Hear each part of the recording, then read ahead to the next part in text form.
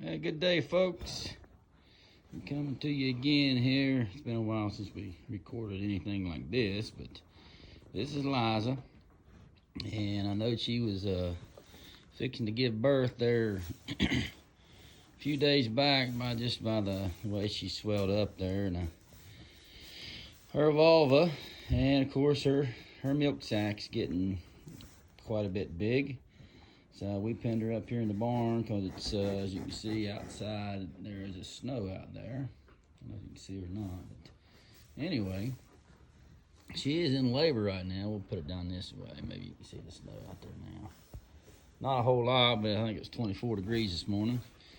So anyway, I like to see if whenever I'm getting ready to have a calf, I like to get them in the barn, especially when they're cold or muddy outside. I've seen couple of different cows, that won't take their calves if they get a lot of poop and a lot of mud on them. They just lose their scent as they walk around in that mud. So it's a good rule that I've learned in my short time of farming, that if you can get them in the barn, get them in the barn, get them in the dry, get them somewhere where they can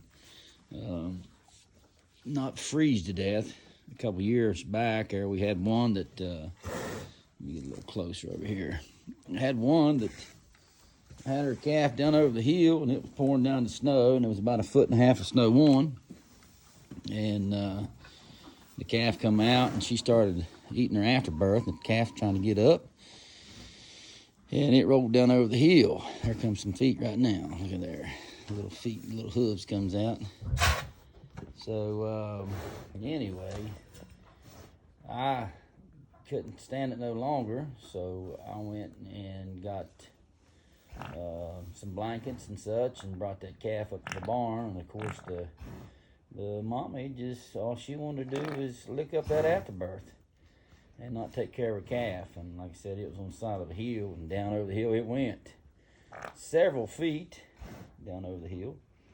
So anyway, I picked it up and brought it back up to the barn and wiped it off, and it lived. Of course, I had to bring it home, put it in the basement, because Mama wouldn't take it. I even went down and got the afterbirth and drug it back up the hill, laid it back on the calf, and the cow, well, it was a young heifer, it came back up, but I pinned it up with the calf, and it was wasn't real tame anyway, so it took off down over the mountain, through the barn, broke a board down, and down over the hill it went, back down there where it was. So I had to bring the calf back home, and then me and my wife cleaned it up and started bottle feeding it, and so on and so forth. So anyway, we live and we learn. We learn and by experiences that we go through, and sometimes it costs us an animal's life, but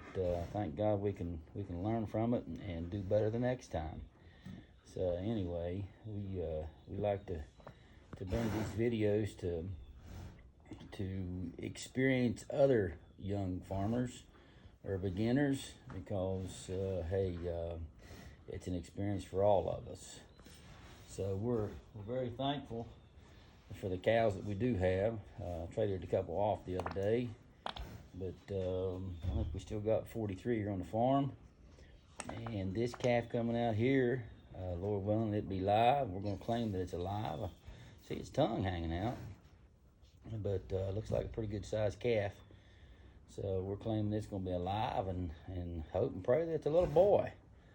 Everybody knows them little boys, they bring more money when they come to the sale. So anyway, we'll see what happens here. She's doing pretty good, looks to me like. I've filmed a few of them being born, and seems like the viewers enjoy it also. Like I said, not to do nothing but just to educate through experiences that we've had with these old cows in the last few years. This is Liza, like I said, and she has been a good cow to us. This is her third calf. I got her when she was a heifer, a big heifer. She's one of the bigger cows that we've got. She's got a little bit of milk stock in her, as you can see in her face there, and in her hips. a little bit of milk stock in her, but she is a monstrous cow. She looks like a brindle, like a tiger striped, kind of like. You can see them stripes on her. She's a beautiful cow, but anyway, she's about 1,600 pound dry weight there, maybe 15 and a half. And that big black cow we got, she's got a little bull calf on her right now. She had about a month and a half, 2 months ago, and she weighs 1,600 pounds she weighs. There comes that little head. I see the nose and stuff down underneath that foot right there. So once that head pops out there, it's all over with then. Yeah, so that wasn't the tongue after all that I seen. That's the bottom of the chin, so it's gonna have a little whiteness to its oops, I was watching without the camera there. To its underneath there. Oh yeah, there it comes. We're getting her now. There's an ear. Look at that big old ear sticking out there. Doing good, baby. Doing good. So anyway, like I said, it doesn't matter if it's a boy or a girl. It's going to be a new addition to the family. Look at there. Boy, ain't that something? Just amazing. Absolutely amazing what God does. It just amazes me about creation. How life just amazes me. Oh yeah, I see some movement there. Good job, Liza. Good job. Good job, yes. Oh yeah, I see some movement. Looks like a little boy. Yeah, look at there. From the time she started until this time right here, what's it been, 7 minutes since I started filming. But her labor pains was just a little before that. As we've seen her contractions, and of course the stuff coming out of her vulva. Just the signs of her getting ready to calf. So we're thankful, very thankful to God for another addition to the farm. She's got a head just like she does, but a body like my bull. He is a full-blooded black Angus, registered black Angus. And most of his calves are black. I guess about every one of them is black. But just like the mix between this one and the Herefords, we usually get that baldy, that white face and white head there. A few little markings underneath the belly maybe, or on the foot, the hoof. But there you have it, folks. It's just amazing. Just simply amazing, the creation of God. Everything that has a birth. And once it is birthed, just like you and I, there's an appointment for death. Not to be sounds so doom and gloom, but that's just the way life is. One of these days, in a few years, death's going to come to this calf, because it's just the natural way that nature works. God intended it.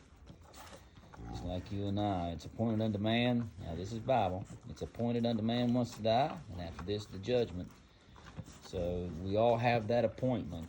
We can cancel our doctor's appointments, our hair appointments, our oil change, car appointments, different things that we can cancel.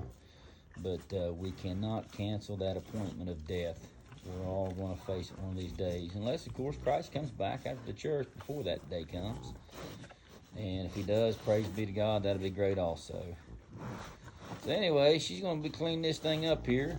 And it's going to get up and walk here directly, and stand up and get it something to eat, some breakfast.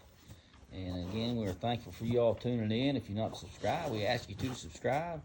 And just keep on keeping on. Keep looking up. That's what the Bible says. Keep looking up, for our redemption draweth nigh. So anyway, until this time next time, may God bless you in all that you do, if you do it for him. And again, we ask you to subscribe to our channel. Some likes, some watches, and just keep trusting in the Lord with all your heart, and lean not to your own understanding. That's what he says for us to do, and that's what we need to do. By the help of God we can. Until this time next time, may God bless you in all that you do.